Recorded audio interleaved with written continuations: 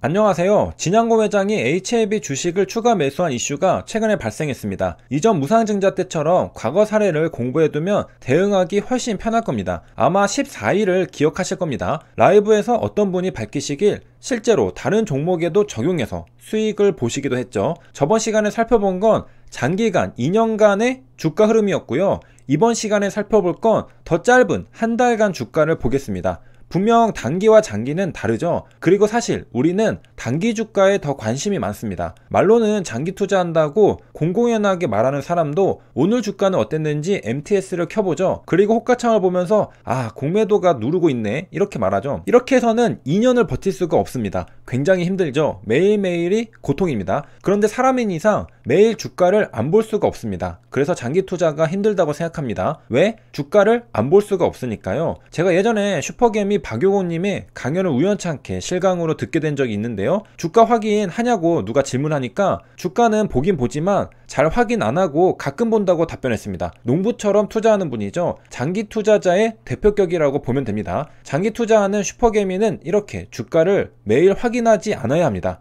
하지만 그러기 쉽지는 않은 것도 현실입니다. 그래서 오늘은 단기적인 주가는 어떻게 움직였는지 보겠습니다. 물론 제 채널을 보시는 분들 중에는 단타나 스윙 투자자도 많으실 겁니다. 그분들에게는 큰 도움이 되겠습니다. 뉴스 기사를 보면요, 2016년에 진양고 회장이 HLB 주식을 추가 매수하고 나서 한 달간 약 27% 상승했다고 합니다. 오, 굉장하죠? 단기간에 상한가 간 수준으로 올랐습니다. 이 뉴스 기사를 보고 매수하면 30% 수익을 봤을까요? 이 기사는 HLB에게 우호적으로 쓴 기사입니다. 물론 우호적이니까 HLB 주주님들의 편이죠. 하지만 로 데이터를 직접 눈으로 보는 것도 중요합니다. 뉴스 기사는 사실이지만 사실의 한 면만 보여줄 때가 많기 때문이죠. 왜 기간을 한 달로 잡았을까 생각해봐야 합니다. 한 달도 안 되어서 27% 상승했다는 걸 강조하기 위해서였을까요? 아니면 한 달이 가장 최고로 상승했던 기간이라서 그랬을까요? 함께 차트를 보겠습니다. 6월 28일이 공시가 나온 날입니다. 장대 양봉으로 상승해서 8.7% 종가로 마감했습니다. 이때가 벌써 8.7% 상승해서 기존의 보유자들이 수익을 보고 뒤에 들어오는 사람은 아마도 약 2만원대에 매수할 수 있습니다. 27%라는 상승률은 이전 종가인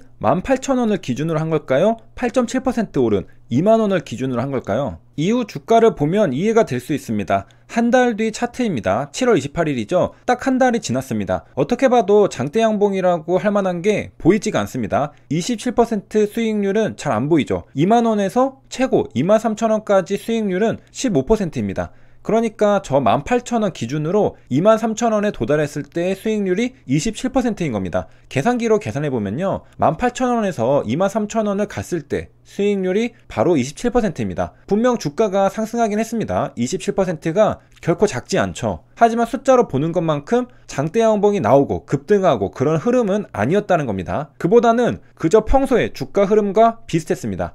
이전에도 저점과 고점 사이의 수익률을 보면 비슷한 수준이라는 걸 알 수 있습니다. 평소 등락이 그런 것이죠. 물론 진양고 회장이 추가 매수하고 급반등해서 우상향했다는 점에서는 의미가 있습니다. 하지만 우리가 기대한 것만큼 폭발적인 상승은 없었다는 겁니다. 그리고 반전인 건 다음 주가 흐름입니다. 다음 한 달 뒤 8월 26일이 되면 주가가 다시 하락해서 원래 제자리로 돌아왔습니다. 진양고 회장이 추가 매수할 때의 가격 부근까지 내려온 것이죠. 마치 무상증자의 전체적인 흐름과 비슷한 느낌이죠. 올랐다가 제자리, 이렇게 말이죠. 다음 한 달은 다시 18,000원에서 바닥을 다지고 반등을 합니다. 확실히 진양고 회장이 추가 매수한 18,000원이 바닥의 역할을 해주는 느낌입니다. 진양고 회장이 매수한 가격이니까 저기 밑으로 떨어지기는 힘들어 보이죠. 진양고 회장도 최대한 신중하게 저점이라 생각하는 부근에서 매수했을 테니까 말이죠. 이제 9월입니다. 우리가 저번 시간에 2년치 주가 데이터를 봤는데 이제 곧 어떤 순간이 올지 마음의 준비를 하실 시간이 다가옵니다. 아직은 아니고요. 이제 10월 26일입니다. 주가는 18,000원 바닥을 더 이상 터치하지 않고 저점을 높이면서 위로 슈팅도 나오고 점차 상승하는 듯하기도 하고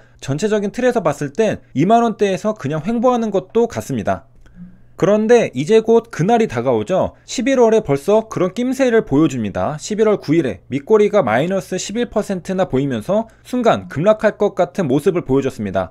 전날에는 18,000원을 그냥 깨고 내려갔다가 급반등했죠. 그러나 이내 주가는 줄줄줄 흘러서 18,000원을 깨버리게 됩니다. 자, 그리고 바로 그날이 옵니다. 12월이죠. 진양공 회장이 6월에 추가 매수하고 6개월이 지난 12월입니다. 남들은 크리스마스가 다가온다고 화기애애할 때 HLB 투자자들은 눈물을 머금고 한 해를 마무리해야 했습니다. 12월이 되자 한때 2만원대에서 횡보하던 HLB 주가는 1만원대로 내려오게 됩니다. 진양공 회장이 매수한 것을 보고 뒤따라선 투자자들은 평단이 2만원대일 텐데 거의 반토막이 난 주가 상태죠.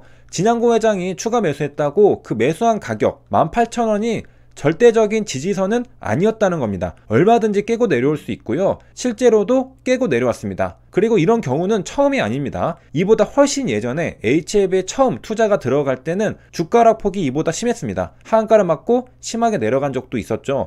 2016년에도 그런 패턴이 반복된 겁니다. 그런데 우리가 알고 있듯이 12월이 최저점이었습니다. 그리고 여기에서 약 1년간 횡보하죠. 정말 오랜 시간입니다.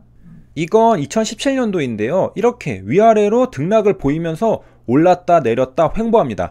HLB가 장대 양봉이 나오고 다음날 음봉이 나오는 패턴은 이때도 여전했네요. 이렇게 투자자들을 들었다 놨다 하면서 진을 다 뺍니다. 이런 식으로 약 1년이 지난 상태죠. 그리고 드디어 출발합니다. 굉장한 장대 양봉으로 그 스타트를 끊습니다. 9월 26일입니다. 이후 주가는 조정을 거치면서 지속적으로 우상향하고 상승합니다. 1월 19일이 5만원대죠. 4월 19일엔 10만원대입니다. 5월달엔 13만원대까지 가고요. 이렇게 한번 출발하니까 무섭게 상승했습니다. 여기까지 한번 주가 흐름을 정리해 보겠습니다. 2016년 6월달에 진양고 회장이 18,000원대에서 HLB 주식을 추가 매수합니다. 분명 단기간에는 강력한 지지선의 역할을 했습니다. 하지만 6개월 뒤 12월엔 결국 18,000원을 깨고 내려갑니다. 12,000원까지 하락하죠. 그리고 1년간 횡보하는 인고의 시간을 보냅니다. 그리고 2017년도 하반기가 되면서 본격적으로 주가가 상승하기 시작하더니 1만원대에 있던 주가가 10만원을 넘어서게 됩니다. 여기서 얻을 수 있는 교훈은 뭘까요? 진양고 회장이 매수하고 단기간에 상승한다. 그러나 계속 상승하는 건 아니고 이후에는 오히려 저점을 깨고 내려갈 수 있다. 심지어 고점 대비 반토막 날 수도 있다. 하지만 1, 2년 뒤에는 엄청나게 상승할 수 있다는 겁니다. 이번 시간에는 단기적인 주가 흐름에 대해 살펴봤는데요. 분명 한 달 안에는 주가 흐름이 좋습니다. 진양고 회장의 평단가 대비 27%가 상승했죠. 뉴스기사에서도 알려주다시피 한 달 동안에는 HLB 주가 흐름이 좋죠. 그리고 2016년도, 2017년, 올해도 똑같이 진양고 회장이 매수한 사실이 알려지고 약 8%에 가까운 주가 상승이 단기간에 일어났습니다. 만약 올해도 2016년과 비슷하다면 향후 한 달 정도는 주가 흐름이 좋을 가능성이 있습니다. 하지만 그 이유는 장담하지 못한다는 겁니다. 단기간에는 진양고 회장의 매수 단가가 지지선 역할을 해주는데요. 그 이후에는 어찌 될지 아무도 모른다는 겁니다. 역시 이런 사실을 알고 있으면 어떤 분들은 적절한 시점에 대응하고 다시 저점에서 매수해보려고 시도할 수도 있고요. 저번 무사증자 때처럼 강성 장기 투자자분들은 그런 거 신경 안 쓰고 그냥 계속 들고 가실 수도 있겠습니다. 이런 건 선택의 문제고 판단의 문제죠. 그리고 사실 주식 투자가 가장 어려운 건 역사는 반복되지 않을 수도 있다는 사실입니다. 한 달 동안만 상승하고 다시 내려올 줄 알았는데 한 달 뒤에 폭풍처럼 상승할 수도 있는 겁니다. 그게 사실 더 무섭죠. 그 오랜 시간을 기다렸는데 딱 내가 팔자마자 급등하는 것이죠. 상상만 해도 아찔합니다. 내가 팔고 급등해서